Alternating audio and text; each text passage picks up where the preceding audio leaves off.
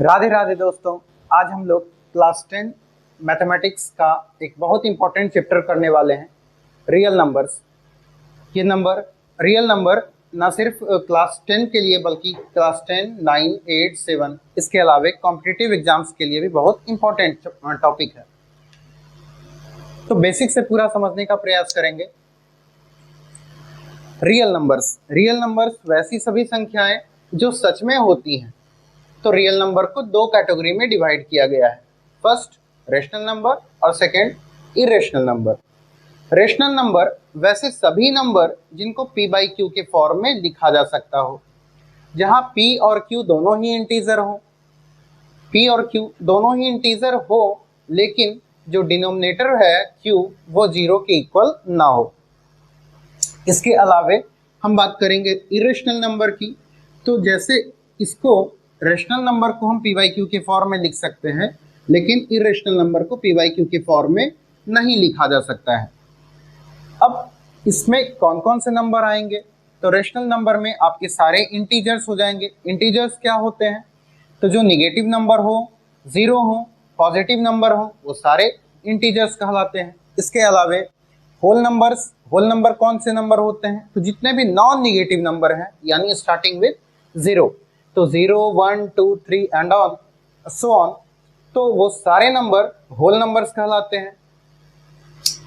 इसके अलावे natural number क्या होते हैं? जितने भी पॉजिटिव इंटीजर्स हैं, पॉजिटिव नंबर जो भी हैं, वो सारे 1, 2, 3, 4 यानी काउंटिंग वाले सारे नंबर नेचुरल नंबर में आएंगे। हम काउंटिंग शुरू करते हैं 1 से, इसलिए नेचुरल नंबर काउंटिंग के नंबर को कहा जाता है। और 1, 2, 3, 4 के अलावे जितने भी पॉजिटिव नंबर हैं वो सारे नेचुरल नंबर में आएंगे। अब बात करते हैं इसके डेसिमल एक्सपेंशन की। डेसिमल एक्सपेंशन क्या है कि अगर रेशनल नंबर है तो उसके दो तरह के डेसिमल एक्सपेंशन होते हैं। पहला टर्मिनेटिंग और दूसरा नॉन टर्मिनेटिंग। टर्मिनेटिंग जो डिवाइड होने के बाद, मतलब पॉइंट के बाद कुछ अंक तक चले और उसके बाद फिर वो कट जाए, तो उसे कहा जाता है टर्मिनेटिंग। जैसे 0.32, 6.254, इसके अलावा कुछ भी, मतलब 2 अंक, 3 अंक, 4 अंक, पॉइंट के बाद कितने भी अंक के बाद वो अब लगना बंद हो जाएगा, मतलब रिमाइंडर उसका 0 हो जाए, तो वैसे सभी नंबर को सभी डेसिमल एक्सपेंशन को टर्मिनेटिंग कहा जाता है। फिर आता है नॉन टर्मिनेटिंग बट रिपीटिंग। मतलब ये नंबर वैसे होंगे जो डिवाइड तो होंगे, मतलब आगे कटेंगे नहीं, जो रिमाइंडर बचेगा वो बार बार रिपीट होगा, और जिसके कारण आपका क्वोशिएंट भी रिपीट होता चला जाएगा। तो अगर क्वोशिएंट रिपीट हो, जैसे 1/3 को जब आप सॉल्व करेंगे तो इसका आंसर आएगा 0.33333 और सो ऑन। तो हम कितनी बार लिखेंगे?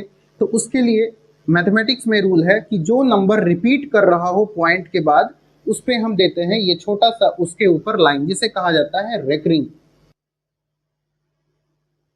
तो 0.3 रिपीट हो रहा है तो 3 के ऊपर रेकरिंग है। अगर 0.25 रिपीट हो रहा हो, अगर 0.25 रिपीट हो रहा हो तो 0.25, 25, 25 एंड सो ऑन, तो कितनी बार लिखेंगे?